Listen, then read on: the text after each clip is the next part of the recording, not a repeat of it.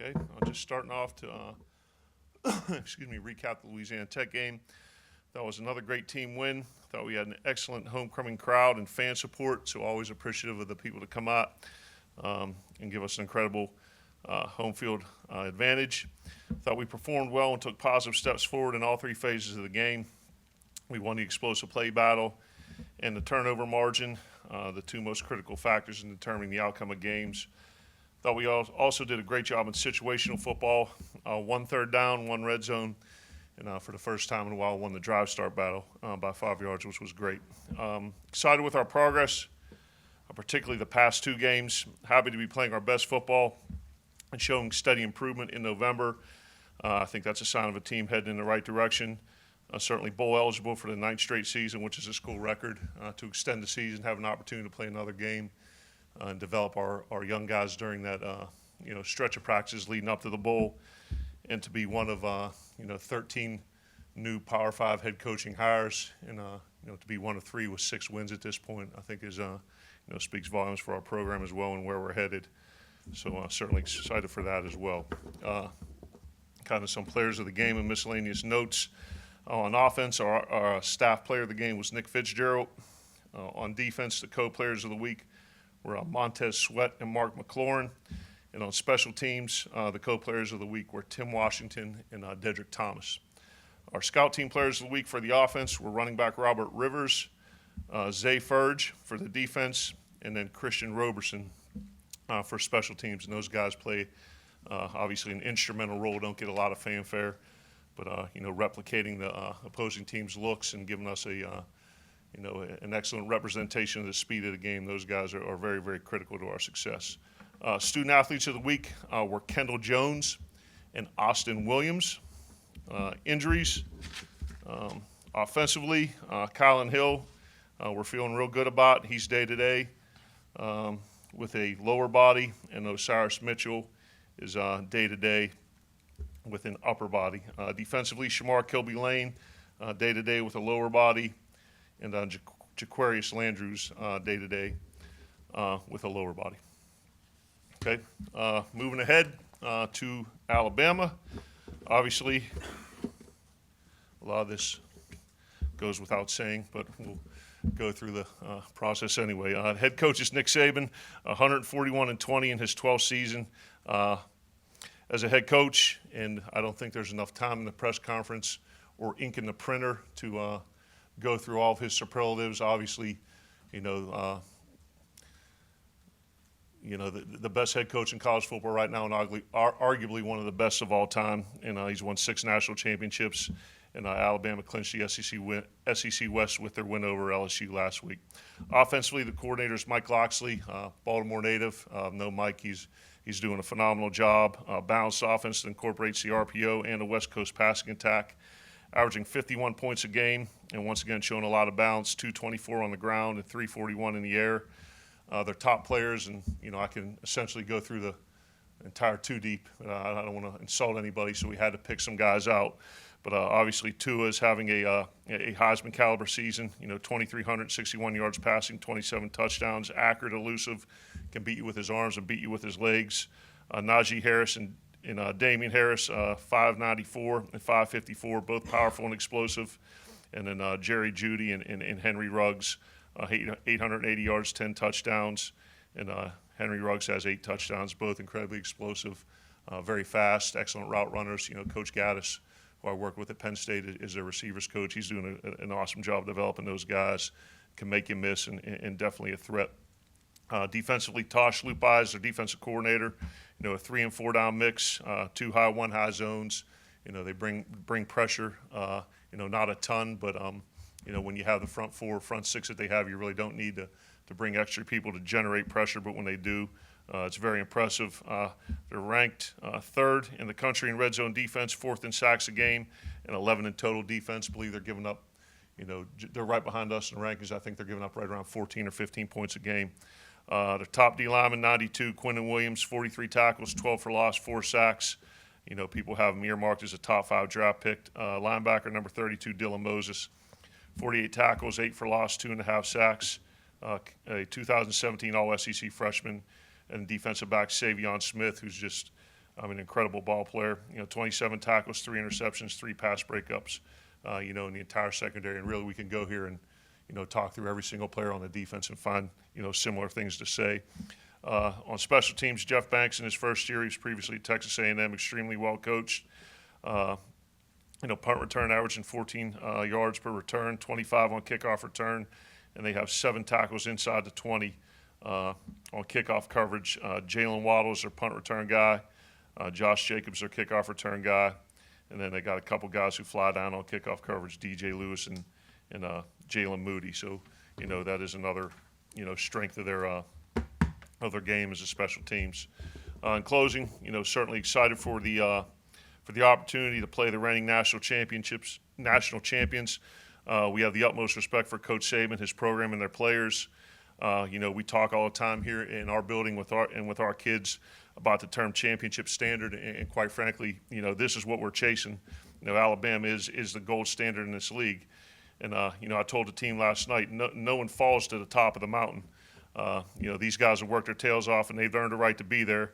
And, it's our job to go up there and try to knock them off. And as always, our focus this week will be competing against our standard, not our opponent. And just because, it's Alabama, just like last week was Louisiana Tech and all the opponents before that, we're not just going to say, hey, we really need to crank it up this week because it's Alabama.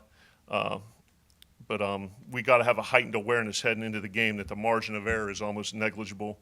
We're going to need great energy, great urgency, and great precision. We're going to need to have a great week of practice in order to earn a right to take the field with confidence and play 60 minutes of football with phenomenal effort and tremendous execution to give ourselves a chance to pull the game off. And I know our kids are excited. I know we're excited. And, this is part of the reason why I came here.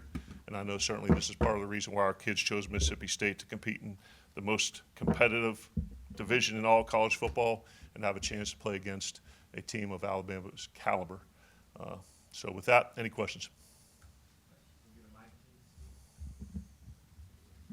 Coach, Nick Fitzgerald's posture in the pocket as well as his ball placement on deeper throws has been markedly better. What do you attribute those advancements to? I think, a few things. I think we've, talked to him about reacting and not thinking on game day. Don't want him to have paralysis by analysis. So we kind of talked to him about you've done the week during the week. Be confident in what you do. Take your drops, make your reads, and see what you see and throw the ball. I think I don't want to say simplified some things, but tried to, everything during the week, make sure we're putting our kids in position to be successful with the schemes. It's not what we know, it's what they can execute. And I think the line's done a good job protecting. The receivers have gotten open. And, all that's kind of come together nicely the past 2 weeks. How far, I guess, how many plays do you go when you script the open? How many plays do you have in mind when you script the opening sequence of a game? Yeah. It varies by week, and I'd say historically it's anywhere from 16 to 24, depending on the week and depending on what the defense does. What do you try to accomplish with that script? I don't want to give the state secrets out now. No, but what we try to do is, show the formations that we have, and really want to see how people are defending us more than anything. So making sure we're getting through our formations, have some plays that give us an opportunity to be successful and move the ball, and then once you see how teams are playing you, the possibility of generating some explosive plays based on those looks. And I think that's what most people kind of do the same thing.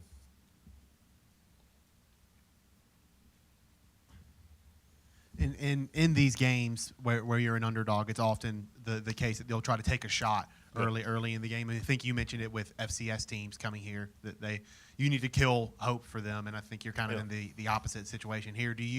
Are you more aggressive early in games like this? Do you go out of your way to take some shots? I don't think necessarily early, but you want to make sure that you're able to generate explosive plays. And yards are hard to come by against this defense, whether it's on the ground or in the air. And I don't think that you're going to be able to string together multiple 12 and 13 and 15 play drives and kind of make your way down the field. At a certain point, you're going to have to take a chance, whether it's by a shot down the field or a trick play or something that's going to generate a chunk of yards as opposed to small increments. So that's certainly there hasn't been a ton of success against them offensively throughout the season when you look at all the games. But the teams have moved the ball pretty well, have been able to take advantage of some plays down the field. Coach, Alabama's won 10 in a row in the series. How do you kind of coach your kids up to think, this could be the year that we reverse the trend? We really don't look at the game in a historical context, whether it be last year or 5 years or 10 years. We want to concentrate on things we need to do this year. And, we discussed that in our team meeting yesterday that, we're going to have a great week of practice and have a lot of urgency, have a lot of great body language. The scout team's going to have to do a good job because no matter, how hard they go, it's going to be almost impossible to replicate, the speed of the game and the physicality that Auburn presents in all three phases. And, most importantly, knowing that the margin of error against a team this caliber, like I said, is negligible, that, you don't have to play a perfect game, but you got to be darn near close. You got to be in that range because they're not going to beat themselves, and they're very well coached. They've got a ton of talent, and you got to find ways to make plays. You talk about competing against your own standard all the time, but how much do you think that this week might be different? It's kind of hard to avoid the elephant in the room, no pun intended. Do you think the guys will? That's a good one. Do you think the guys will have sort of a different feeling through practice this week? Yeah, I don't think that's.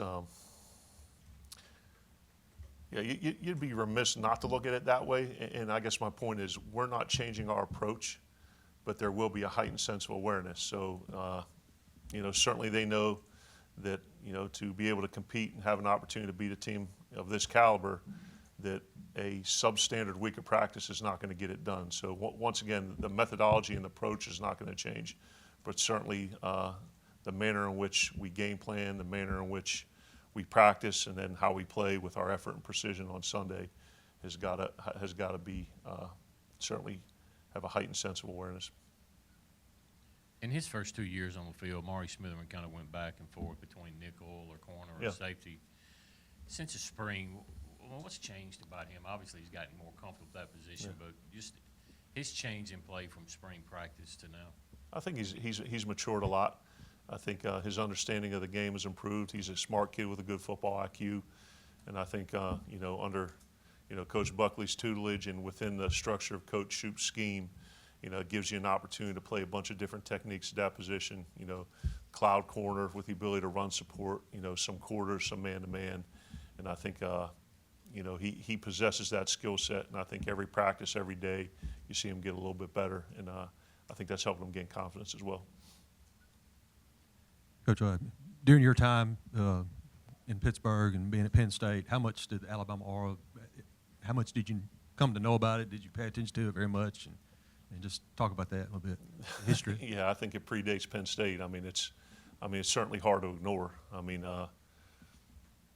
Like I said, they're the gold standard of the league. They've done it the best for the longest time. And, when I say what we aspire to be, when we talk about, bringing our first, SEC championship to Starkville since 1941, Coach has a process. He sticks to it. And, we talk about with our guys a culture of accountability, a culture of productivity, a culture of persistence.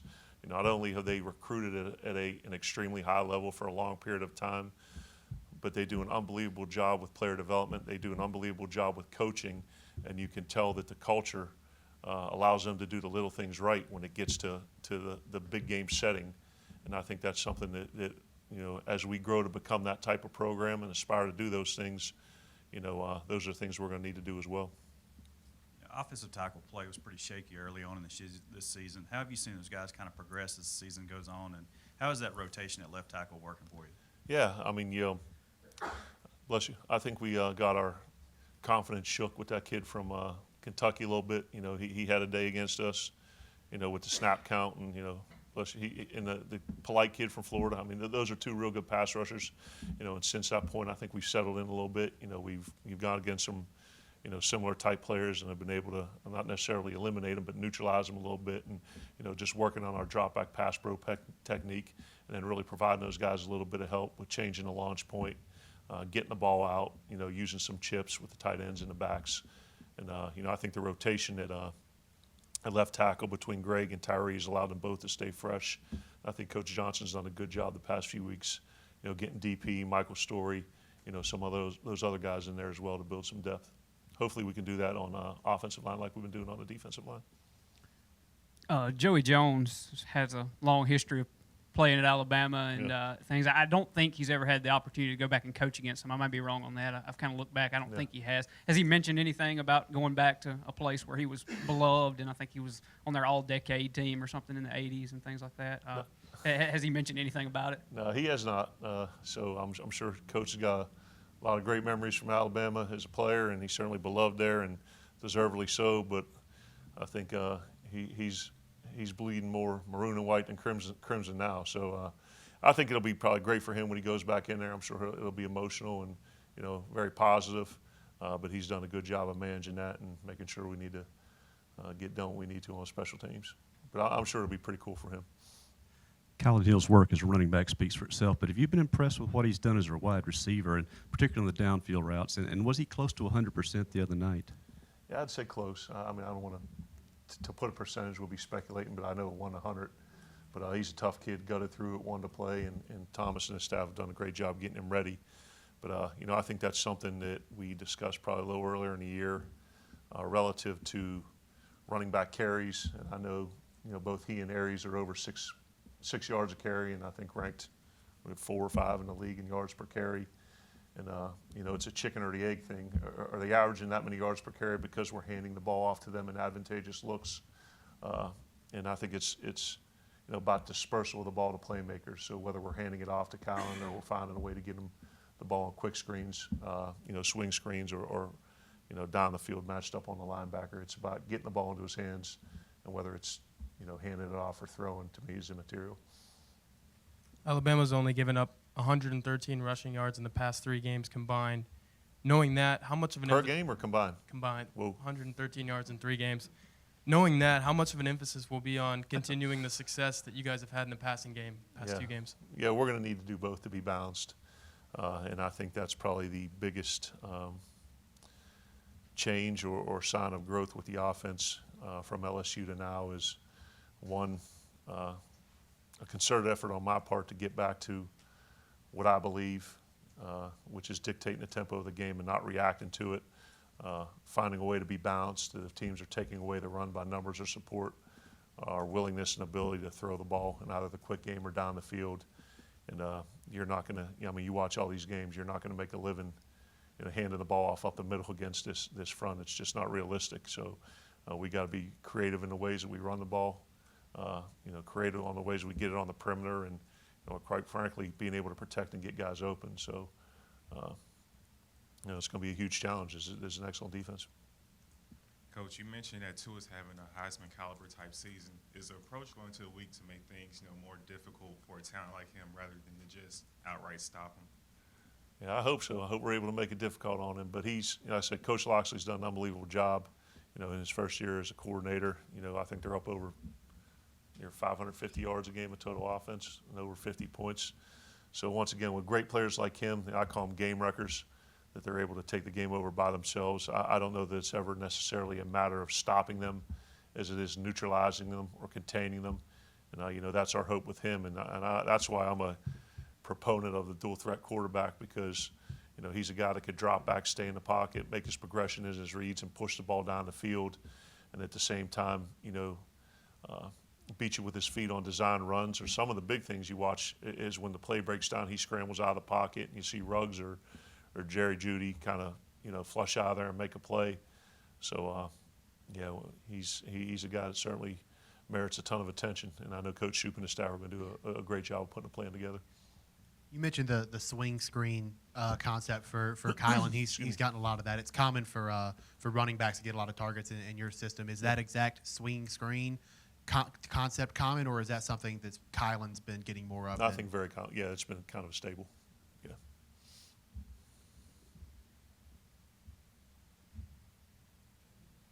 All right. Thank you. Awesome, guys. Appreciate it. Have a great day. Hail State.